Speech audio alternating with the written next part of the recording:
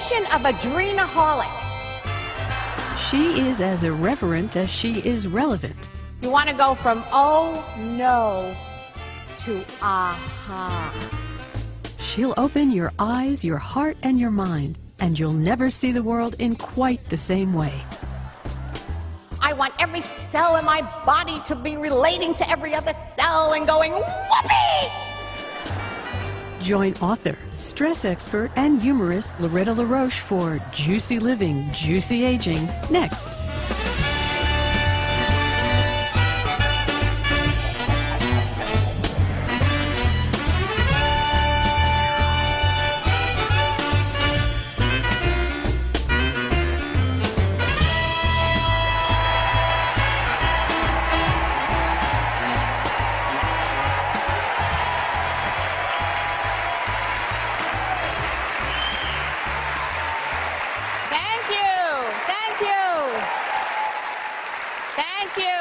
Welcome to my show, and welcome PBS viewers.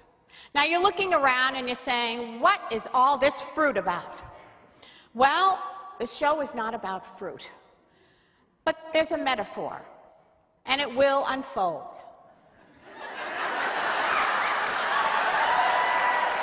The title of this show is Juicy Living, Juicy Aging.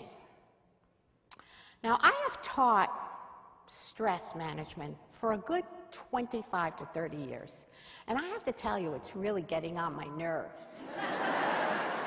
In fact, I think I'm pretty sick to death of it. We're a nation of adrenaholics.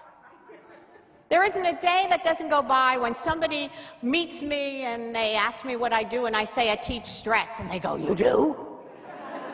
Can you help me?" But I want to see how many of you are stressed, so I'm going to do a little overview. How many of you have been stressed the past week? Raise your hand.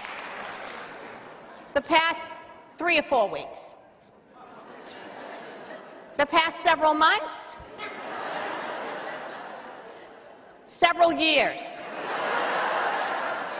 Your entire life? What did I tell you? Adrenaholics. Right here in the room. Now, what do you think happens when you're stressed? You get tired. You get exhausted. It's very hard to navigate the world, isn't it?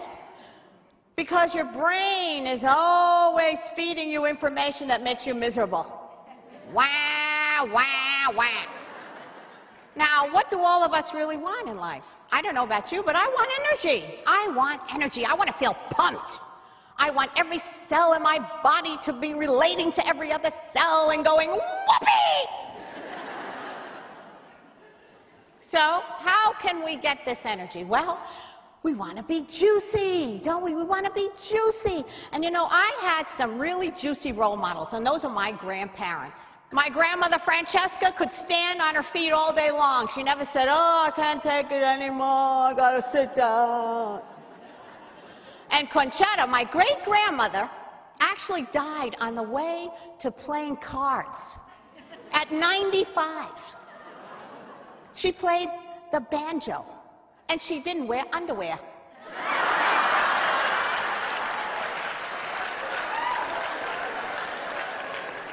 Not even a thong. Now, how many of you think aging is a disease? Raise your hands. It's not a disease. And you know, my grandparents didn't see it that way either. So as we move along here, I want to give you the reasons that I came up with this concept of juicy aging. And one of the reasons I thought of it was I went back in time, and I remember going to the market with my grandmother with the little net bag. You know, we went down to the Italian section, and we would go into all the little stores, not like now when you go into a warehouse and you got to look around. You went to the butcher, you went to the bakery, and you went to the fruit stand. And one of the things that she always told me to do was to feel the fruit. Feel it. Touch it. See if it had a bounce-back quality. And especially with cantaloupes. You want to know when you cut that fruit in half, it spurts. We should all be spurting. Because you don't think about buying a piece of fruit that's dried up, do you? You don't go to the market and say, let me take that one, look at it. It's all wrinkled and pruny, that's the one I want. Well, consider yourself a piece of fruit. You want to be plump and juicy and squirting. So I've come up with a theorem. E equals F-E-J-U. Energy equals feeling juicy.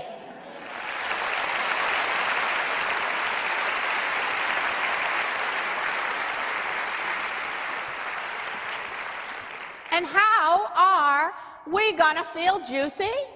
Well, it takes some time, but we can do it in some simple ways, and I think we ought to start with a simple way. And one of the ways we can do that is with our language.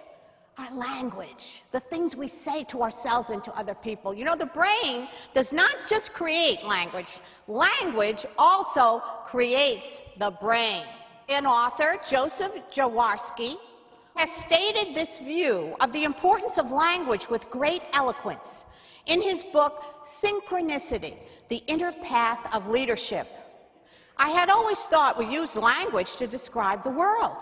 Now I was seeing that was not the case.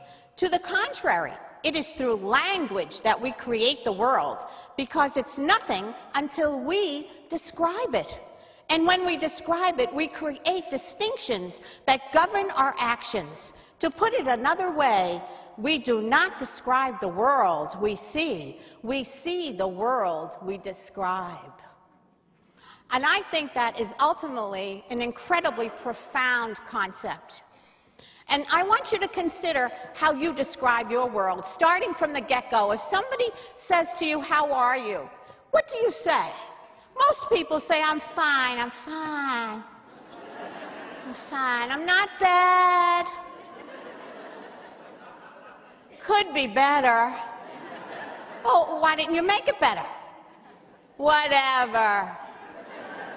And then there's the new one, the new words, you know, that people use now to act spiritual. It is what it is.